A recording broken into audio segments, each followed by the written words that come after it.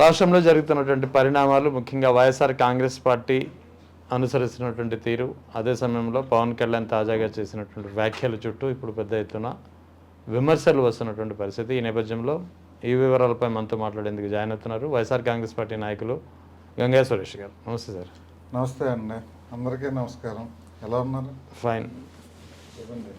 ఏంటి సార్, పవన్ కళ్యాణ్ నేను చేసిన వ్యాఖ్యలు చూసే ఉంటారు కదా, వినే ఉంటారు. వ్యాఖ్యలు చేసినప్పటి నుంచి కాస్త ముఖ్యంగా ఉమ్మడి ఉభయ గోదావరి జిల్లాలు కానీ, కృష్ణా, గుంటూరు జిల్లాల్లో, నెల్లూరు కాపుల్లో ఇప్పటివరకు దాదాపు 2 ఏళ్ల నుంచి ఒక అసహనం కొద్దిగా ఉంది, అంతర్గంగత. అది కాస్త ఒకసారిగా బర్స్ట్ అవుతున్న పరిస్థితి. కాపుల్లో వ్యతిరేకత ఎక్కువ అవుతుంది, ఒక దుమారం రేగుతుంది. ఏంటి పవన్ కళ్యాణ్ ఇన్నాళ్ళు మమ్మల్ని వాడుకుని వదిలేశారా, ఒక చర్చ నడుస్తుంది. ఏం చెప్తారు? అంటే యాక్చువల్గా ఇది కాపుల్లో చర్చ ఏ రకంగా జరుగుతుందంటే, వీళ్ళు ఎలక్షన్ బిఫోర్ వచ్చేసరికి ఏదన్నా ఎంతవరకు కాపులకి ఏదో చేద్దాం అన్నట్టు మాట్లాడతారు. కానీ ఇప్పుడు ఎలక్షన్ అయిపోయింది, అధికారంలోకి వచ్చారు. ఇప్పుడు కాపులకి వచ్చే నామినేటెడ్ పోస్టుల్లో కానీ, ఇచ్చే పథకాల్లో కానీ, అసలు కార్పొరేషన్ నిధులు కానీ ఎలాంటిది లేదు. ఎలక్షన్ బిఫోర్ వైఎస్ఆర్సీపీ గవర్నమెంట్ ఉన్నప్పుడు కాపులకి ఏమి ఇచ్చారో మీరు శ్వేతపత్రం రిలీజ్ చేయమన్నారు. వైఎస్ఆర్సీపీ ప్రభుత్వం దాదాపు 30 నుంచి 40 క్యాస్ట్ కార్పొరేషన్లు పడింది. ఎన్నో క్యాస్ట్లు ఉన్నాయి. అసలు ఎవరి గురించి ఈయన అడగలేదు. కాపులకి ఎంత ఇచ్చారో ఏమి ఇచ్చారో శ్వేతపత్రం రిలీజ్ చేయమన్నారు. కాపు నేస్తం ఇచ్చింది ప్రతి మహిళకి 5 సంవత్సరాల టెన్యూర్లో 4 ఇయర్స్ 15,000 చొప్పున ప్రతి మహిళకి కాపు నేస్తం ఇచ్చారు. అసలు ఈ కూటమి ప్రభుత్వం వచ్చిందాకా ఏమిచ్చారు? మరి గత ప్రభుత్వంలో శ్వేతపత్రం అడిగిన పవన్ కళ్యాణ్ గారు ఇప్పుడు కాపులకి ఏమన్నా జరిగే విధంగా చూడాలి కదా. ఆయన అన్నారు, చదువుకునే గ్రాడ్యుయేట్ అయిన విద్యార్థులకి 10 లక్షలు 20 లక్షలు లోన్లు ఇప్పిస్తే కనుక సో వాళ్ళు పారిశ్రామికవేత్తలుగా అవుతారు, వాళ్ళు ఉన్న సిటీస్లోనో విలేజ్లోనో పరిశ్రమలు పెట్టుకుని డెవలప్ అవుతారని చెప్పారు. ఇలాంటివి చెప్పి తర్వాత ఏం జరుగుతుంది? అసలు ఏం జరగట్లేదు. ఇంకొకటి కాపుల్లో ఏంటంటే, నాకు కాపులు ఎక్కడ ఓటేసారని ఒకటి మాట్లాడారు. అదే 2019లో ఒంటరిగా పోటీ చేస్తే 2 చోట్ల ఓడించారు, నాయకులు నాతో ఉన్న నాయకులందరూ పారిపోయారు. అంటే ఏం చెప్పదలుచుకున్నారు ఆయన? అవసరం తీరిపోయింది కదా అని చెప్పి తెప్ప దాటేస్తా, ఎరు దాటాకి తెప్ప తాగలేసే పరిస్థితి. ఇక్కడ 2 థింగ్స్ అండి. ఫస్ట్ థింగ్ వచ్చి ఈయన 2019 ఎలక్షన్ గురించి మాట్లాడారు. అక్కడ అసలు నాకు కాపులు ఎక్కడ ఓటేసారు, 2 చోట్ల ఓడిపోయినని మాట్లాడారు. ఇప్పుడు 2 చోట్ల కూడా ఆయనకు వచ్చిన ఓట్లు ఎవరు వేశారన్న? అక్కడున్న ఓటు పర్సంటేజ్లో మీకు అరౌండ్ 25% ఎంతో భీమవరం ఓటు వచ్చింది టోటల్ పోలింగ్లో. అక్కడ ఉన్న ఓటింగ్లో కాపులు వేసింది మెజార్టీ. ఇతర కులాల నుంచి ఆయన తెచ్చుకోవాలి. అప్పటికే కాపులు తిరిగి అక్కడక్కడ వాళ్ళకి కావాల్సినవి చేసి ఓట్లు వేయించిన పరిస్థితి ఉంది. ఎంతో వేరే కాన్స్టిట్యున్సీలో ఉండేవాళ్ళు కూడా అక్కడికి వెళ్ళి కళ్యాణ్ గారు మంచి వ్యక్తి ఓట్లు వేయండి బతులాడి ఓట్లు వేయించిన పరిస్థితి ఉంది. కాపులు ఆ రకంగా పనిచేస్తే ఆయన నేను కాపులు ఓట్లు వేస్తే నేను ఎందుకు 2 చోట్ల ఓడిపోతానని అన్నారు. ఓడిపోయినప్పుడేమో కాపులు, అదే ఇప్పుడు మన కూటమిలో గెలిపించినప్పుడు కాపులు కాదు 21 గెలిచారు. పిఠాపురంలో నెగ్గారు ఆయన 24లో. పిఠాపురంలో 60% ఆఫ్ ద ఓటింగ్ వచ్చి కాపులే. 1,00,000 మంది ఓటర్లు పోటీ చేసిందే కాపు మెజార్టీ. అక్కడ ఖచ్చితంగా గెలుస్తారన్న ఉద్దేశంతో కాపులను బేస్ చేసుకుని పోటీ చేశారు. కానీ గెలిచినప్పుడు గురించి మాట్లాడట్లేదు, ఓడిపోయినప్పుడు మాత్రం కాపులు అంటున్నారు. మన 21 సీట్స్ కూడా వాళ్ళకి ఏది ఫెయిల్యూర్ కాకుండా అన్నీ గెలిచారు. 100% స్ట్రైక్ రేట్ అని అంత గొప్పగా చెప్పుకుంటున్నారు. మరి దాంట్లో కాపుల పాత్ర ఎక్కువ ఉంది కదా.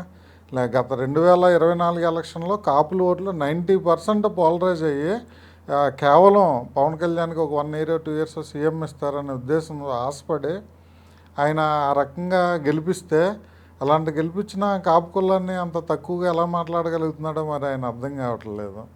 ఇప్పుడు వాస్తవానికి ఆయన చెప్పేది, ఆయన ఇంకోటి చెప్తున్నారు, ఇంకో 2 విషయాలు చెప్తున్నారు ఆయన. ముందు ఒక విషయం గురించి చెప్తా.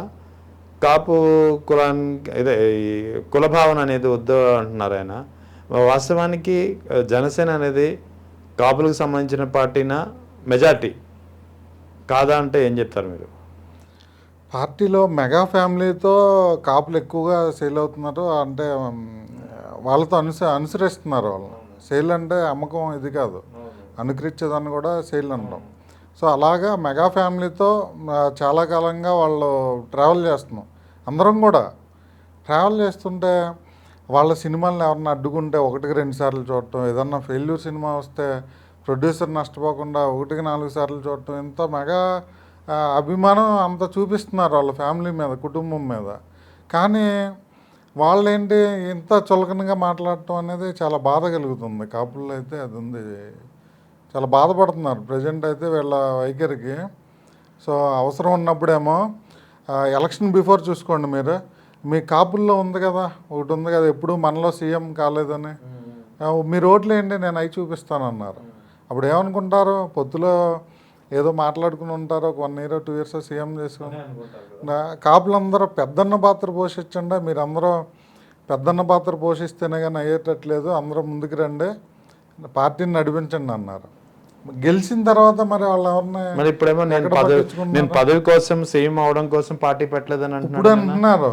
ఎలక్షన్ బిఫోర్ ఎప్పుడు ఆయన అలా చెప్పట్లేదు. ఆ విషయం మీ మనసులో ఉంది నాకు తెలుసు, మీరేమో పెద్దన్న పాత్ర పోషించండి ఇవన్నీ మాట్లాడతారు.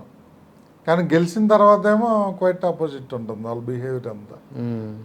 పబ్లిక్ కూడా చూస్తారు. అంటే నిన్న ఆయన చేసినటువంటి వ్యాఖ్యలు ఎలక్షన్కి ముందు ఇదే క్లారిటీ ఇచ్చుంటే పరిస్థితి ఎలా ఉండదు?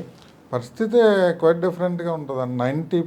90+ ఓట్స్ కాపులు పాలరైజ్ అయినాయి కూటమికి అని చెప్పి అన్ని సర్వేలు చెప్తున్నాయి.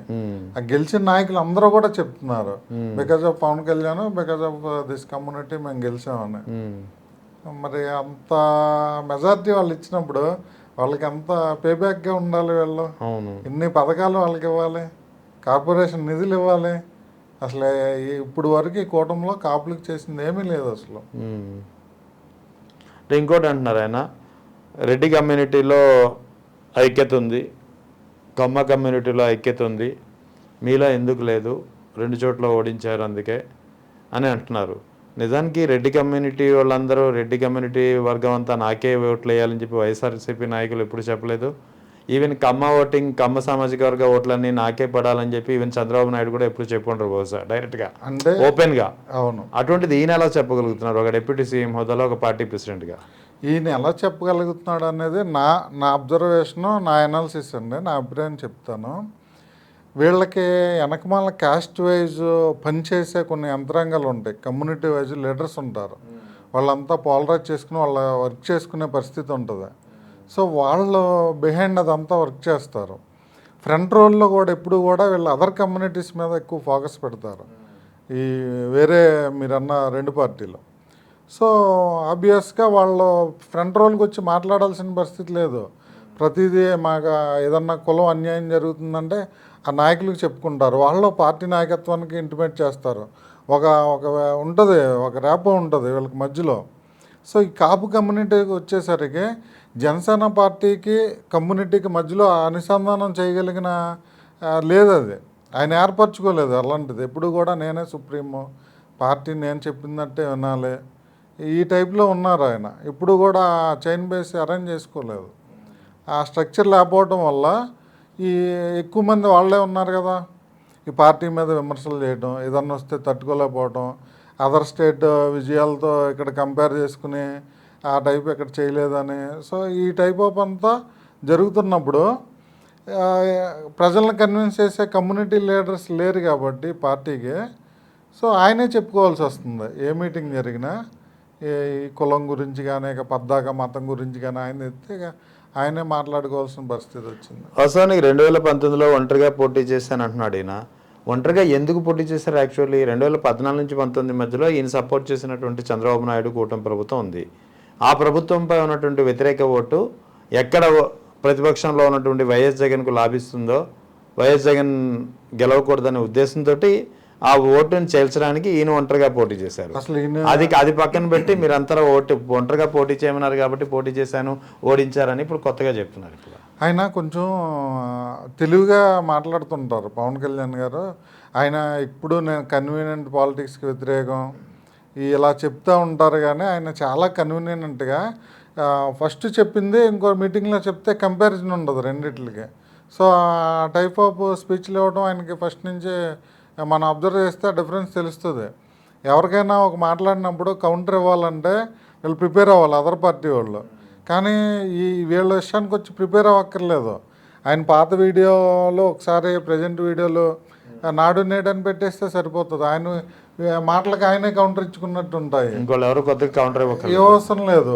ఆ టైప్లో అసలు పొంతం లేకుండా ఒక మీటింగ్కి ఉంటుంది. 2014లో ఇప్పుడు పెట్టుకున్న పొత్తే పెట్టుకోవచ్చు, కానీ అప్పుడు పెట్టుకోలే. సొంత కుటుంబంలో మూవీ ఫంక్షన్లు అయితే ఈయన వెళ్ళడు అసలు. నాగబాబు గారు కూడా అనేక సార్లు మన దీంట్లో చూసి ఆడియో ఫంక్షన్స్లో మేము పిలుస్తాము, వాడి ఇష్టమైతే వస్తాడు లేకపోతే రాడు, వాడికి ఇష్టం లేదు రాలేదని ఆయన మాట్లాడటం. అంటే సొంత ఫంక్షన్లకే అసలు టైం స్పెండ్ చేయలేని ఆయన 2014 రాష్ట్ర వ్యాప్తంగా మ్యాక్సిమం అన్ని కాన్స్టిట్యున్సీలు తిరిగి ప్రచారం చేశారు. ప్రచారం చేసి ఆ పార్టీ గెలిపించమని చెప్పి తిరిగారు. సో మీరు అబ్జర్వ్ చేసుకోండి, 2014 తర్వాత 2019కి టీడీపీ బీజేపీ మధ్యన డిస్టర్బెన్స్ వచ్చింది. గో బ్యాక్ మోడీ అని ఈయన అక్కడికి వెళ్ళి ఢిల్లీ వెళ్ళి బ్లాక్ షర్ట్లు వేసుకుని మాట్లాడటం, హూ ఈజ్ మోడీ అని మాట్లాడటం, ఇలాంటివన్నీ ఉన్నాయి. At the same time Kalyan గారు కూడా బీజేపీకి పక్కకి జరిగి మీకు నేను అంచెలంచెలుగా నేను పోరాటం చేస్తాను ప్రత్యేక హోదా కోసం, నార్త్ సౌత్ డీవియేషను, పాసిపోయిన లడ్డూలు, ఈ రకంగా అంటే వీళ్ళిద్దరూ ప్లాన్డ్గానే బీజేపీకి రాదని చెప్పి ఇక్కడ జగన్మోహన్ రెడ్డి గారు రాకుండా ఉండటానికి, చంద్రబాబు గారు మళ్ళీ అధికారంలో ఉండటానికి 2019కి వెళ్ళి అసలు అనామకులకి టికెట్లు ఇచ్చారు.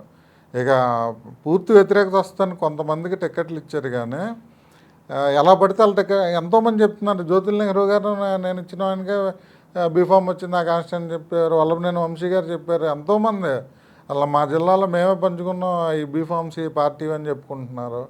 మీరు చూడండి. సో అలాగే కంటెస్ట్ చేసి కాపులు నన్ను గెలిపించలేదు, కాపులు నన్ను ఓడించారు, 2 చోట్ల నన్ను ఓడించారంటే మనం చేసే యాక్టివిటీస్ని బట్టి వాళ్ళు అర్థం చేసుకున్న దాన్ని బట్టి చేస్తారు. కాపు ఉద్యమం ఉవ్వెత్తున లేస్తుందండి అప్పుడు ప్రత్యేక ఈ రిజర్వేషన్ కోసం. పద్మనాభం గారిది ఉవ్వెత్తున జరుగుతున్నప్పుడు ఆయన ఎక్కడో షూటింగ్లో ఉన్నాడు, ఏదో స్టేట్లో షూటింగ్లో ఉన్నవాడు వచ్చి ఇక్కడ బహిరంగ సభ మీటింగ్ పెట్టి కాపుల్ని చల్లబరిచే విధంగా ఆయన మీటింగ్ జరిగింది. ఆ డిమాండ్ ఎలాంటిది లేదు ఆయన నుంచి. అప్పుడు కాపులకు ఫేవర్ అయ్యే విధంగా ఆయన మాట్లాడింది ఏది లేదు. సో ఇన్ని చూసిన కాపులు అనేక కేసులు ఎదురయ్యారు రాస్తారోకోలు చేయటం వల్ల, ఈ ఉద్యమంలోకి వెళ్ళటం వల్ల, బస్సులు ఆపటం, ఇలాంటి వాటిల్లో బోల్డ్ కేసుల్లో కాపులు ఇబ్బంది పడి ఉన్నారు. మరి అప్పుడు వాళ్ళకి ఎప్పుడు ఫేవర్గా ఏం మాట్లాడలేదు. అలాంటిది 2019 ఎలా ఓట్లు వేస్తారు కాపులు? అప్పుడు కాన్సెప్ట్ ఇక పవన్ కళ్యాణ్ ఇంకొకళ్ళ కాదు, మమ్మల్ని ఇబ్బంది పెడుతున్న చంద్రబాబు ఓడించాలి, అదే కాన్సెప్ట్లో ఓట్లు వేశారు. జగన్మోహన్ రెడ్డి గారు భారీ మెజార్టీలో గెలిచారు అప్పుడు. తర్వాత ఇంకొక విషయం చూసుకోండి, ఈ పొత్తు పెట్టుకోవడానికి రీజన్స్ మహిళలు, అసలు మన ఇళ్లలో మహిళలను కూడా బయటికి లాగేస్తారు అని మాట్లాడుతున్నారు. చంద్రబాబు గారు భార్యనే వీళ్ళు ఇలా నిన్న కూడా అన్నాడు ఆయన. మళ్ళీ ఒకవేళ వైఎస్ఆర్ కాంగ్రెస్ పార్టీ మళ్ళీ అధికారంలోకి వస్తే ఇంట్లో మహిళలను కూడా లాగేస్తారని చెప్పి నిన్న కూడా చెప్పి మహిళలు కూడా అన్నారు. మళ్ళీ వస్తే అన్నారు, వచ్చినప్పుడు ఏమైనా లాగేశారా? అదే కదా. కాదండి, మళ్ళీ వస్తే లాగేస్తారంటున్నారు. ఇప్పుడు 1924 వాళ్ళ ఇంట్లో ఏమన్నా మహిళలను లాగారు ఎవరన్నా? వైసీపీ వాళ్ళు ఎవరన్నా చెప్పండి మీరు. మరి ఆయన ఎలా మాట్లాడుతున్నారు? వస్తే అంటున్నాడు, ఉన్నప్పుడే వాళ్ళు ఏం చేయలేదు కదా, మళ్ళీ వస్తే. పైగా నా తల్లిని మీరు దూషించారు లోకేష్ గారు, మీ సంగతి చూస్తానన్నారు పబ్లిక్గా. ఇప్పుడు మొన్న ఏమంటున్నారు లోకేష్ గారు, నేను మళ్ళీ వచ్చేస్తాం 29లో అంటే మన పవన్ అన్న ఫోన్ చేశాడు, ఏంట్రా బాయ్ నువ్వు మళ్ళీ వచ్చేస్తావు అంటావు, ఒకసారి కాదు మనం 15 సంవత్సరాల వరకు వచ్చేస్తామని చెప్పాను. మరి బాయి అయిపోయారు ఇప్పుడు. మరి ఆ తల్లిని తిట్టినాడు ఏమైపోయాడు? ఆ రోజున ఒక 5 ఛానల్స్ బ్లాక్ చేయమని చెప్పి పిలిపించారు. ఇవన్నీ పచ్చ ఛానల్స్, మన ఇళ్ళల్లో తల్లిని తిడుతున్నారు, ఆడవాళ్ళని తిడుతున్నారు అన్నారు. నేను లైవ్ పెట్టి మరీ ఆ ఛానల్స్ బ్లాక్ చేశాను. దగ్గర మళ్ళీ ఈయన పొత్తు పెట్టుకునే వరకు ఆ బ్లాక్ నుంచి తీయలేను నేను ఛానల్స్ను. మరి నీకోసం మేము అంతా ప్రిపేర్ అయిపోయి వర్క్ చేసినప్పుడు నువ్వు వెళ్ళి మళ్ళీ వాళ్ళ దగ్గర కాంప్రమైజ్డ్గా వెళ్తే. నిన్న మళ్ళీ ఇంకో మాట అన్నారు, పొత్తు పెట్టుకున్నది నేను చంద్రబాబు గారిని ఆ పరిస్థితిలో చూడలేకపోయాను. ఇన్ని సంవత్సరాలు రాష్ట్రానికి పరిపాలించాడు. ఆయన అలా చూసి నేను ఇక కన్విన్స్ అయిపోయి బాలాశంకర్ లాగా నేను వరాలు ఇచ్చేసాను, బయటకు వచ్చి కలిసి పోటీ చేస్తామని చెప్పాను. ఆయన 2019 అయిపోయిన తర్వాత నెక్స్ట్ ఇయర్ జరిగిన ఇప్పటం మీటింగ్లో ఓట్లు చీలనని అన్నారు. పొత్తుకి ఓట్లు చీలనన్న దానికి సంబంధం ఏముంది? అసలు రెండు ఒకటే కదా. కొంతమంది జనసేన వాళ్ళు కామెంట్లు పెడతారు, అసలు ఆయన అన్నది ఏంటి అప్పుడు మీరు ఇప్పుడు మాట్లాడేది అంటారు. రెండు ఒకటే కదా. ఓట్లు చీలనని అన్నారు, పబ్లిక్గా పలానా పార్టీ అని చెప్పలేదు. కానీ ప్రజలందరికీ తెలిసిపోయింది కదా ఈయన వచ్చే ఎలక్షన్ కలిసి వెళ్తాడని. ఆ రకమైన పిలిపే కదా ఆ రోజున ఇచ్చాడు. మళ్ళీ ఏమంటారు, నేను ఇక్కడికి వచ్చి ఆయన చూసి నేను ఏదో కొత్తగా ఆ రోజే డెసిషన్ తీసుకున్నట్టు మాట్లాడారు. కానీ కన్విన్స్గా ఏదో చేద్దామని చెప్పి మాట్లాడారు. అదన్నా తర్వాత మళ్ళీ ప్రజలు చాలామంది ట్రోల్ చేస్తున్నారు మాట్లాడితే. సీజ్ ద షిప్ అన్నాడు, ఏమైందని చెప్పి. సీజ్ ద షిప్ అన్నారు, ఏమైపోయింది అది పద్దాక ఈరోజుకి దాన్ని కొంచెం కవర్ చేసుకునే ఇది చేశారు. మేము 5 వారాలు 6 వారాలు ఆపగలిగాము, దాంట్లో అవన్నీ జరిగిపోతుంది, మేమేమి ఆపలేము. అంటే నువ్వు ఒక ఉప ముఖ్యమంత్రిగా ఉండి, అంటే చంద్రబాబు గారు మీ మాట వినట్లేదనే కదా. రాష్ట్ర ప్రభుత్వం మీరు బయట నుంచి సపోర్ట్ ఇస్తున్నట్టుంది కానీ కూటమిలో పాలనలో భాగస్వామ్యంగా లేదు కదా. మరి ఆయన లెక్కలతో పాటు చెప్పాడు, 1 కేజీకి 46 రూపాయలు పడుతుంది గవర్నమెంట్ నుంచి ఈ రైస్కి మనం ఇవ్వడానికి. సో అది ప్రజలేమో వాళ్ళ దగ్గరే వదిలేసి 10 రూపాయలకి వెళ్ళిపోతున్నారు, లేకపోతే బయట 10 రూపాయలకి అమ్మేస్తున్నారని చెప్పుకొచ్చారు. దానికి బోర్డు పీడీ యాక్ట్లు ఉన్నాయి, దానికి రైస్ అక్రమ రవాణా చేస్తే. మరి ఈయన గతంలో మేనిఫెస్టోలో పెట్టాడు కదా. గతంలో మేనిఫెస్టోలో ఏమని పెట్టారు, ఈ రకంగా దుర్వినియోగం అవుతుంది, దట్టు ప్రభుత్వాలు ఇచ్చేవి. సో ఏ రైస్ ఇస్తారో ప్రజలు చాలామంది డౌట్ ఉండి అవి తినలేకపోతున్నారు. సో దానికన్నా మహిళల అకౌంట్లో డబ్బులు వేస్తే వాళ్ళకి నచ్చింది కొనుక్కుంటారు, మెయింటెనెన్స్ మంత్లీ మెయింటెనెన్స్ వెళ్ళిపోతుందని ఒక మేనిఫెస్టోలో పెట్టారు. మరి ఇప్పుడు అధికారంలో లేనప్పుడు మేనిఫెస్టోలో పెట్టి అధికారంలో వచ్చినప్పుడు ఆ శాఖ మంత్రి కూడా ఈ పార్టీ మంత్రే కదా. మరి దాన్ని ఇంప్లిమెంట్ చేసే కార్యక్రమం ఇప్పుడు ఎందుకు చేయరు? ఇప్పుడు ఇంప్లిమెంట్ చేయాలి కదండి. మీరు అధికారంలో ఉన్నప్పుడు మేనిఫెస్టోలో పెట్టి కూటమిలో కూడా పోనీ మీ మాట ఇంతగా అనుకోవటానికి లేదు. ఆ మినిస్టర్ మీ పార్టీకి సంబంధించిందే ఉంది, చేయాలి కదా. సార్, ఓవరాల్గా ఈయన చేసినటువంటి వ్యాఖ్యలు నిన్న కాపుల్ని వాడుకొని కాపు ఓట్ బ్యాంక్తో గట్టెక్కి ఇప్పుడు కాపుల్ని తీసి పారేయదలుచుకున్నారా ఏంటి? కాపులు అయితే ఈ కూటమి ప్రభుత్వంలో చాలా వెక్స్ అయిపోయినారండి. ఇదివరకు ఏం జరిగేదంటే మెజార్టీ కాపులు జనసేన పార్టీకి వన్ సైడ్గా నిలబడ్డారు. కొంతమంది ఏ క్యాస్ట్ అయినా సరే మొత్తం 100% వన్ సైడ్ పాలరైజ్ కాదు. ఏ క్యాస్ట్ కాదు, అటు కమ్మ క్యాస్ట్ కాదు, రెడ్డి కమ్మ కూడా కాదు. మొన్న కేవలం వీళ్ళకి ఆ హోప్ ఉండే సో చేశారు. ఇప్పుడు ఈయన చేస్తున్న బిహేవియర్కి చాలా వెక్స్ అయిపోయి ఉన్నారు. ఇదివరకు సోషల్ మీడియాలో జనసేన పార్టీ అంటే ఎలాంటి భయం లేకుండా ముందుకొచ్చి పోరాటాలు చేసేవారు. ఇప్పుడు అలా పోరాటాలు చేసేవాళ్ళు సైలెంట్ అయిపోయారు. కొంచెం వర్చువల్గా సోషల్ మీడియాలో ఎక్కువ ఉండేవాళ్ళు మాత్రం బయటకు వచ్చేసిన జనసేన ఒక వర్గం ఉంటారు కదా, వాళ్ళు ఇప్పుడు ఆల్రెడీ ఉన్నవాళ్ళు వీళ్ళ మాత్రమే ఫైట్ చేసుకుంటున్నారు. జనసేన పార్టీ అదర్ పార్టీస్ మీద ఫైట్ చేయడం ఇదంతా పోయింది. సో ఇక్కడి నుంచి బయటకు వెళ్ళిన వాళ్ళు ఇక్కడ ఉన్న వాళ్ళే ఎక్కువ ఫైట్ చేస్తున్నారు. అదే ఎక్కువ మనకు కనపడుతుంది. అదే కాపుల్ని వాడుకుని వదిలేదలుచుకున్నారా ఇంకా అంటున్నాను నేను.